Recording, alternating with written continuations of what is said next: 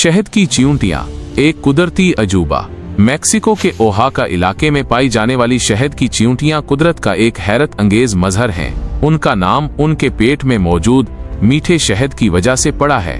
ये शहद किसी छत्ते में नहीं बल्कि खुद चींटी के जिस्म में एक खास थैली में जखीरा होता है जो पेड़ होने पर फूल जाती है।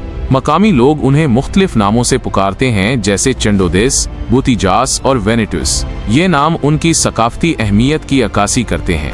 कहाँ पाई जाती हैं? ये चींटियां अमूमन सहराई और खुश्क इलाकों में पाई जाती हैं और ओहाका के मिक्सटिका इलाके में खास तौर पर आम है। उनके शहद में मुख्तलिफ फूलों के जायके होते हैं जो उसे और भी लजीज बनाते हैं। शहद कैसे हासिल किया जाता है? शहद हासिल करने के लिए दिन के वक्त चींटियों के बिलों को तलाश करें, जमीन को एहतियात से खोदें और चींटियों के पेटों से आहिस्ता से शहद निकालें।